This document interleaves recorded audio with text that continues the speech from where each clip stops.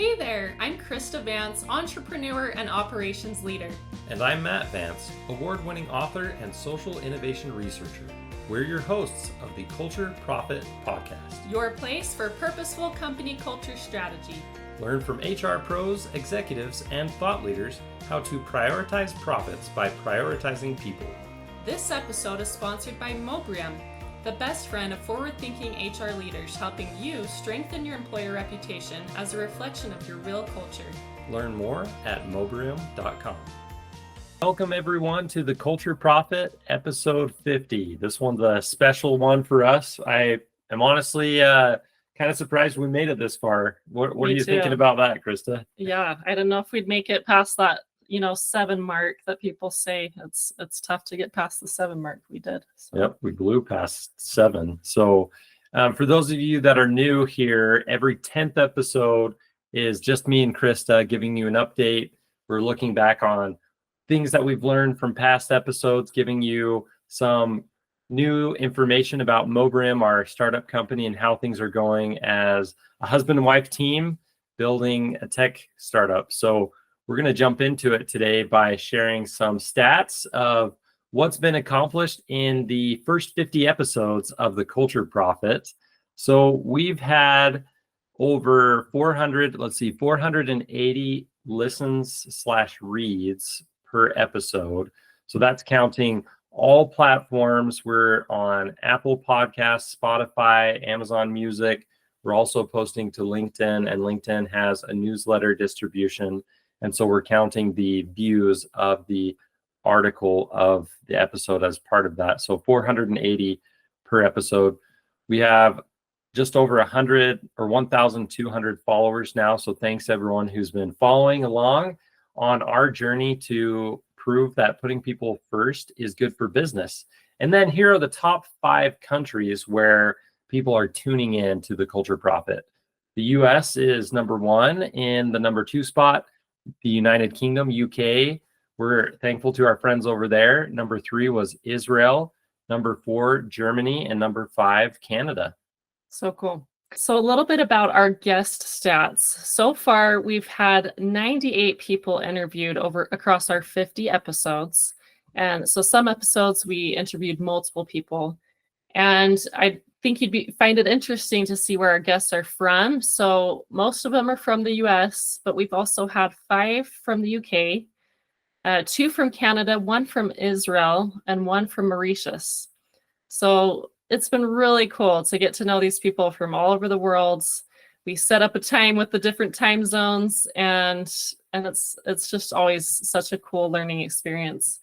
So the industries that we've had our guests from, obviously most of them are from culture kind of consultants or experts, since that's what the main topic is for our podcast.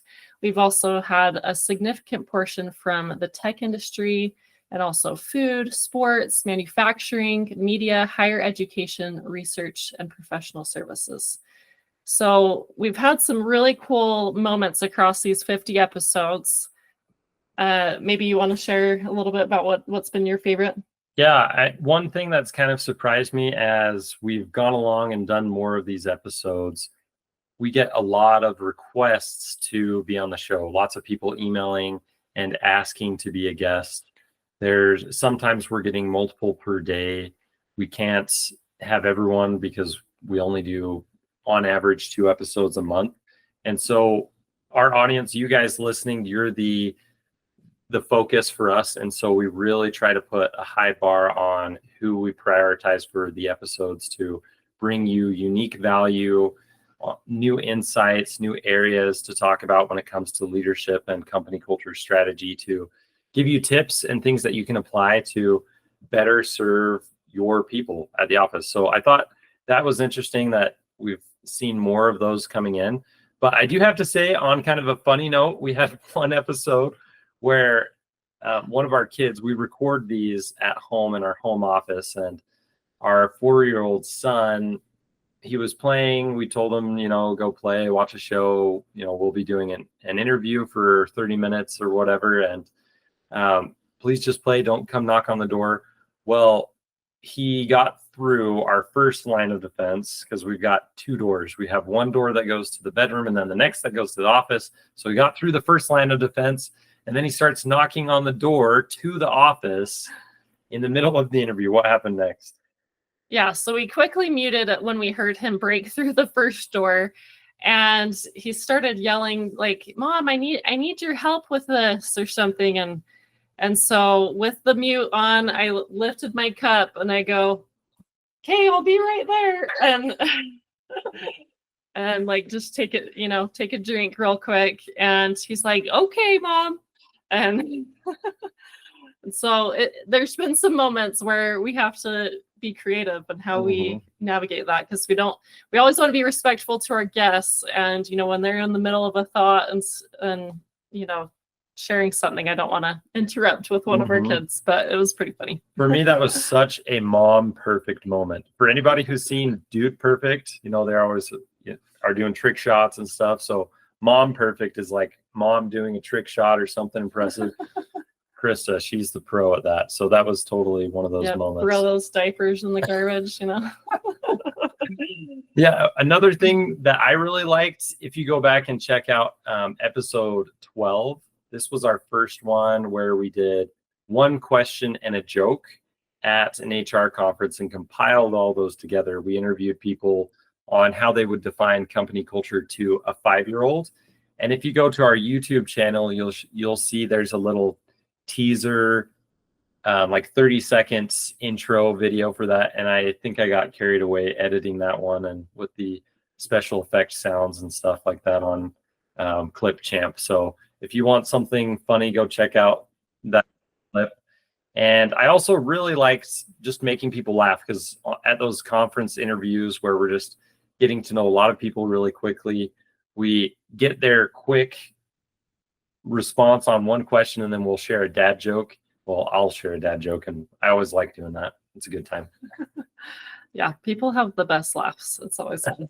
So, and on a serious note, we've learned a ton, but Matt and I have both talked about how just having these interviews keeps us in the loop of what's going on and what's the latest information, what's the latest way that companies are, helping employees feel engaged and excited about work. And we just get so many great tips and life lessons from the people that we interview. So yeah. And I kind of feel selfish a little bit being the host of the show, where we're really learning from these super talented individuals. We're getting one-on-one FaceTime with each of them and the chance to ask follow-up questions and dive a little deeper. And it's a lot of fun. We're so grateful that you're here along with us. One moment that I really liked was in episode 10, when Micah Berkuz talked about his philosophy with hiring. And he shared this principle of looking for people who relieve pressure. Are individuals making your life easier? Are they contributing to the goals of the team and what you as a team have agreed upon is the mission and directive that you want to go? Or do you feel like you're being slowed down and you're being asked lots of follow-up questions for them to be able to do their job? And it's a tricky thing to balance. I've been thinking about this recently, to prioritize individuals' needs and providing them a good experience, almost from like a customer service mindset, but also balancing, hey, we have to be efficient with our time and dollars with who we hire, or it's not going to be good for the business. And if the business can't succeed, then it ceases to exist and none of this matters at all. So from the business owner standpoint, you do have to balance that. And bless you. And really, if someone isn't doing a good job, it doesn't mean they're not a good person. It could mean that they're just not a good fit for that role, for that company. And so identifying who relieves pressure in a certain role, in a certain company, and who doesn't can be kind of a gut check for identifying fit or alignment. Yeah, and we're not just about proving that investing in your people is good for profit for the bottom line. We're also here to help you get the ideas and the resources that you need to make sure that what you invest in your people is good for the company. And we wanted to kind of go through really quick, because nobody really has time to look through every episode, but if you're just listening while you're doing something, just the recent episodes that we've launched, manager material with Jill Felska. That was our most recent. And I'm just going to kind of go through the topics, and feel free to go check this out if you haven't listened to one of them and one of them captures your attention. AI-enabled culture strategy. That one was really cool, all about how we can get that feedback and that data using AI, and there's actually benchmarks that we can look at to understand how good our culture is. So that one was really cool. Protecting culture through hyper growth. So any of you fast growing companies out there, check that one out. Crumble's winning culture recipe. They had some amazing ideas for getting ideas from their employees and making, kind of gamifying it, taking employer branding personally, playing HR in the NFL. We had a couple sports ones that were really fun. Oh, 43. This one was really good for anyone listening and you're on the job hunt, you're looking for your next opportunity. For sure, listen to episode 43. We had 3 exceptional talent acquisition leaders come join us for that special edition roundtable discussion and give tips on how to do better in your job search. Yeah, that one was really good. We also had a whole episode about events and just making those worth the effort. Poor performance, it's not you, it's me. We had a professor and workplace consultant who talked about all the contributors to poor performance and how to outgrow that. And so that's our last 9 episodes. And so yeah, check them out and feel free to go back further. But we're here for you guys. We want to help your company succeed and help you get the buy-in from your leadership to implement those things that will help your company. So, and if you ever have feedback, questions that you'd like answered, topics that you'd like covered, just message us. You can go to thecultureprofit.com. There's a contact form there, or message us on LinkedIn. So we're here for you. We want to make this show very helpful, and we're going to keep it going. So definitely look forward to future episodes. So now we're going to shift gears a little bit and talk a little bit more about Mobrium and what has been happening.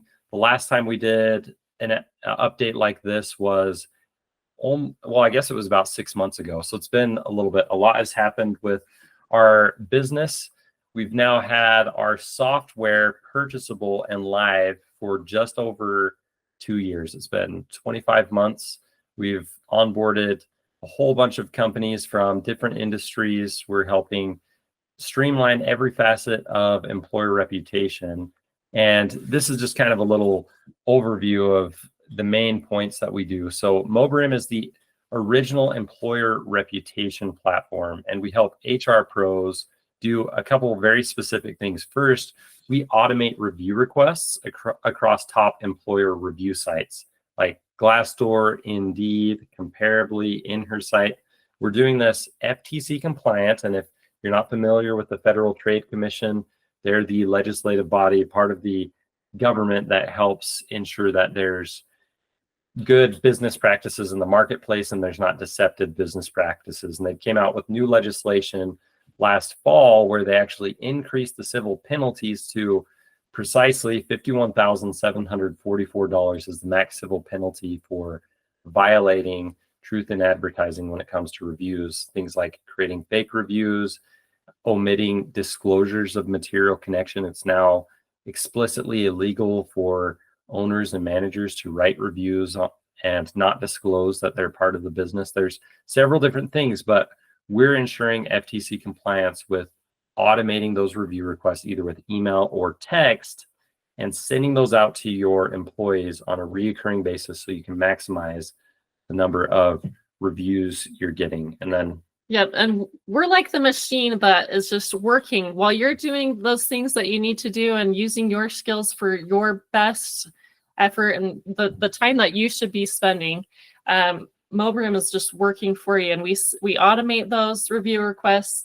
They're anonymized. They're going to save you time, and it helps your reputation be diversified across all the platforms instead of just focusing on one And like I said, it's a lot of time if you're going in and you're taking care of each of these platforms and getting your employees to write reviews for each of them. And if you're not doing anything, you're getting a lot of those negative reviews coming in and not so many of the positive ones. So anyways, great time saver and diversifying across all those different platforms. And another thing that we're doing, in addition to automating the review requests and centralizing management of all of your employer ratings and reviews across these sites, is we haven't added this to the website yet, but we have an anonymous employee suggestion box. So essentially, this is a way for your employees to share anything that's top of mind. So maybe you have a top employer or one of your best employees.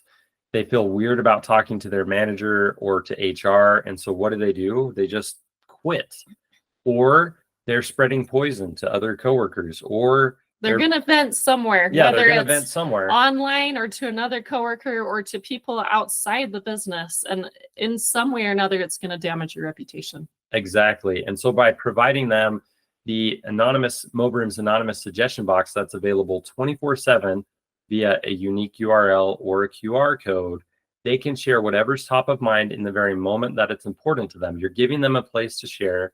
They can list how important it is to them, all the way up to, I would quit over this issue not being addressed, which gives you some measure of how important this is to the individual. But the cool part is we encrypt that. So they put in their email, you receive that piece of feedback, but then you can actually respond back. And now you're addressing it instead of it just going into the abyss, a one-way communication. So now you've got this internal feedback loop that is live at the same time as your external feedback loop, asking for those employee reviews. And the combination, the pairing of those two is exceptionally powerful for maximizing our ratings and reviews in a true, legal, and authentic way, while also having a lot of those negatives come in a way that action can actually be taken. They can be responded to and addressed appropriately. Yeah, and one thing I wanted to add to the centralizing aspect, I don't know if any of you have been in Glassdoor or Indeed recently, but there's always a CAPTCHA that you have to do before you can even get into the site. And it's just nice if you can have all 4 profiles in one place and you're getting that feedback there, and then you don't always have to go into the individual ones, and it saves a lot of time. So what we have upcoming, we are going to have all of our internal facing feedback as well as all of our external facing in one centralized platform we'll be having engagement surveys, onboarding and offboarding surveys, and pulse surveys. And all of these are so essential for keeping your employees engaged, helping them be excited about the work that they're doing and more productive. Mm-hmm. Yeah, and you can customize any type of survey you can think of. If you need to run a custom survey that's asking how a specific employee event went or anything like that, essentially you'll be able to house all of your employee feedback in one spot. There are a lot of platforms out there that offer surveys already. A lot of them are very expensive, and a lot of the small, medium businesses are priced out. And almost all of them that we've seen are excluding anything that's public facing. And that's really been our entrance to the market, is to fill that need that hasn't existed previously, focusing on helping you collect more public facing feedback to strengthen your ratings and reviews and to manage all of that public facing feedback. Now, the reason why we're expanding to cover both public facing employee feedback and internal or private employee feedback goes back to something that I've talked about in my book, The Review Cycle. In chapter 5, I talk about this model that I created called the perception matrix. It's kind of like a SWOT analysis where you're looking at strengths and weaknesses, opportunities and threats, but just a little bit different. Instead, we're looking at the positives and negatives of feedback, and we're contrasting the perception data set, which is the public data set. That's your public-facing employee reviews. And we're comparing them against your internal or your legitimate data set. That's your engagement survey. So now we're contrasting all the positives and negatives mentioned in employee reviews against all the positives and negatives mentioned in employee surveys. And putting those two data sets side by side is very powerful for identifying expectation misalignments. And I've seen examples of this many times over and over, where maybe you've got something that's a legitimate positive. You're really good at PTO, but for whatever reason, it's coming up as a top negative in your employee reviews. Well, that could be the result of how we're talking about it, or a lack of information around our PTO. We need to we don't need to just give more PTO days to solve it. We need to change how we're talking about PTO, giving our employees more education and fair comparisons to say, hey, we offer X number of days per year. The national average is this. And so we're actually above average. And that's going to start shifting the perceptions and the beliefs about that particular experience driver. So we're building this out to be a very, very powerful framework for you, to where you can house all employee feedback in one spot. We're making it cost efficient, especially for those small, medium businesses, to have a world-class solution to support your employees, to understand what's top of mind and important for them, and helping produce reports that will help you very easily make decisions with that information. Yes, and please go ahead and check us out. Try it if you're interested in something like this and you just want to see how affordable it can be for your organization. Just give us a try. Give us a sign up for a demo, and we'll give you the overview and pricing and everything. But we really are significantly more affordable than a lot of the options out there, and we're willing to customize and make it work for each of our customers, each of our clients. So yeah. And just kind of as we're wrapping up here, so Crista, I'm kind of putting you on the spot here, but anything else you want to share from the last 6 months of what it's been like building Mobrium? Anything that's stood out to you as far as things you didn't expect, or things that have been hard, or things that you've learned? You know, we're almost 3 total years into this journey since we fully committed to building Mobrium. Any standout experiences? I think the interesting thing is that we're still here. We're progressing, and I feel like things have been really consistent as far as from the beginning. There are ups and downs along the way, and it's one of the hardest things we've ever done, but we have continually made progress and continually learning. Like, I think both of us have had expedited learning through this process. Yeah, in the last 6 months, we had the experience of hiring an employee, and that has been a really cool learning experience. And shout out Clayton, he's awesome. Yeah, so on my side, I do a lot of the accounting and the operations of the business, and so that has been a cool experience to learn how all of that comes to play. And yeah, I think just continually working with my spouse, with my husband, with Matt, collaborating on so many cool things, and being there for each other through the ups and downs. It's been really good. Yeah, it has been a lot of fun. I've definitely enjoyed working with you. It's, I think, a pretty rare and special opportunity to work together as husband and wife. One thing that I was going to share that's been not what I expected, but we had the opportunity to look into a potential investment. An investor was interested in investing in Mobrium, and we went through that experience of, evaluating how we're reporting on everything and measuring our progress and looking at our average, reoccurring revenue and all these different indicators of success. And I don't know if I maybe approached it not quite the right way, but it ended up not happening, even though we did get an offer. And we didn't just quite align on all the details, but it wasn't something that we were proactively searching for either. It just kind of came up from some networking conversations, and next thing you know, someone's offering us a bunch of money to be a part of the company. And I think that experience, although it was one of those huge ups and downs of like, whoa, what's going to happen? It was a clear signal to us of the reality of us building something meaningful. And I took a lot of positives away from that. And it really gets me excited for where we're headed. Very excited to expand the service offering that we have, and extremely grateful for the companies that have chosen to partner with us, and the individuals that we get to work with are really awesome. And it's any business you're in is a people business. Connecting with people, communicating well with people, doing what you said you would do, following up. We're definitely not perfect. There's things that we're learning and working on, figuring out throughout the way. But it's been, like Crista said, an expediting of learning. And even though it's been uncomfortable at times, I'm grateful for that. I wouldn't redo every moment, but grateful for the learning that we've had. Yeah. For sure. I'm very excited for where things are headed. So anything else?